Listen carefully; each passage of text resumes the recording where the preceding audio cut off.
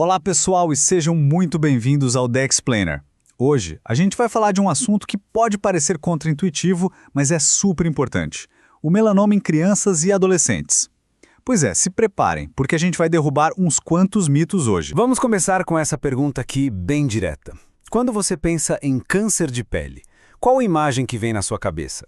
Provavelmente alguém mais velho que passou a vida inteira no sol, né? Bom, a realidade pode ser um pouco diferente. Então, olha só o nosso caminho de hoje. Primeiro, a gente vai ver como esse câncer pode ser inesperado. Depois, vamos entender por que é tão difícil diagnosticar. Aí, a gente mergulha em dados aqui do Brasil, fala sobre a corrida contra o tempo, que é o tratamento, e, claro, termina com sinais que você precisa ficar de olho. Vamos lá! Certo, vamos começar a desvendar isso. Porque, olha, apesar do melanoma ser, sim, mais raro em jovens, ele tem uma característica bem preocupante que pouquíssima gente conhece. E tá aí o primeiro grande impacto.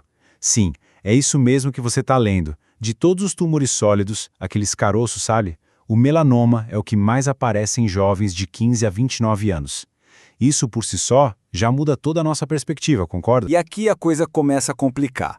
Por que o melanoma em jovens é tão traiçoeiro? Basicamente porque as regras que a gente aprendeu para identificar o perigo podem não funcionar com eles. Sabe aquela famosa regra do ABCDE que a gente usa para checar pintas? Assimetria, bordas, cores, diâmetro e evolução? Pois é, em crianças e adolescentes o melanoma muitas vezes não segue nada disso. Os sinais podem ser outros, bem diferentes.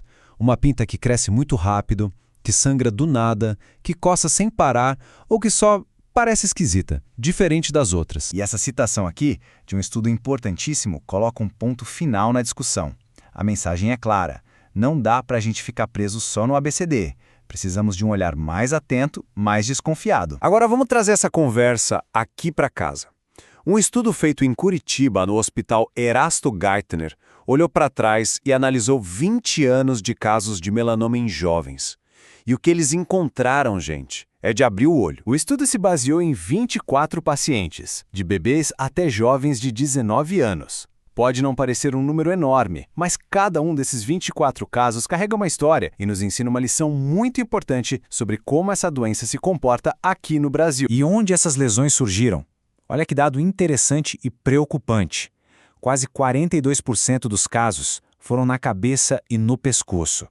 Pensa bem, são áreas que tomam muito sol, mas que a gente raramente lembra de passar protetor ou de examinar com cuidado. Ok, antes da gente ver a gravidade dos casos, preciso explicar rapidinho dois conceitos. O primeiro é o índice de Breslow. Pensa nele como se fosse uma régua medindo o quão fundo o tumor entrou na pele. Quanto maior esse número, mais fundo ele foi, e pior é o prognóstico. O segundo é o nível de Clark. Se o Breslow é a profundidade em milímetros, o Clark nos diz quais camadas da pele foram invadidas. Níveis 4º e 5º são os mais graves, porque significam que o tumor já chegou nas camadas mais profundas, perto da gordura. E agora olhem para essa tabela e preparem-se. É aqui que a gente vê o tamanho do problema do diagnóstico tardio. Somando os níveis IV e V, a gente vê que mais da metade desses jovens só descobriu o câncer quando ele já estava fundo na pele. Isso é muito, muito sério. Então, qual é a consequência real dessa demora no diagnóstico? Isso transforma o tratamento numa corrida desesperada contra o tempo. E as consequências, como a gente vai ver, são gravíssimas. Gravem bem esse número: 37,5%. Quase 40% dos pacientes desse estudo, no dia em que receberam o diagnóstico, já tinham metástase. Ou seja, o câncer não estava mais só na pele, ele já tinha se espalhado pelo corpo. E este gráfico aqui é o mais brutal de todos. Não tem outra palavra. Ele mostra uma verdade nua e crua. Dos pacientes que tinham metástase em órgãos distantes, como pulmão ou cérebro, 100% morreram. Todos os 6.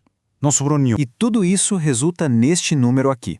A sobrevida média desses pacientes foi de apenas 3,7 anos após o diagnóstico. Para vocês terem uma ideia, em oncologia, a gente sempre busca a marca de 5 anos. Ficar abaixo disso mostra o quanto a situação era avançada e agressiva. Certo, depois desses dados tão pesados, a gente respira fundo e se pergunta: tá, e o que a gente faz com isso? Agora vem a parte mais importante. O que a gente pode fazer, na prática, para proteger nossas crianças. O conhecimento é a nossa melhor arma. Então, anota aí e, se precisar, tira uma foto dessa tela. Os sinais de alerta mais importantes, baseados nesse estudo brasileiro, são estes. Qualquer lesão na pele que cresce rápido, que sangra sozinha, que coça sem parar, que muda de cor ou de formato ou que começa a doer. Qualquer um desses já é motivo para acender o alerta máximo. E a mensagem final, a mais importante de todas, é esta. Na dúvida, não espere. Não ache que vai passar, que não é nada. Viu um desses sinais no seu filho, num sobrinho, num adolescente que você conhece? Leve ao médico. Pediatra, dermatologista. A detecção precoce não é só importante, é tudo. É a única chance real que a gente tem. Então eu deixo vocês com essa pergunta, bem pessoal. Depois de tudo isso que a gente viu hoje, você está realmente prestando atenção? Olhar com cuidado a pele de quem a gente ama pode ser o gesto mais simples e, ao mesmo tempo, o mais poderoso de todos. Obrigado pela sua atenção.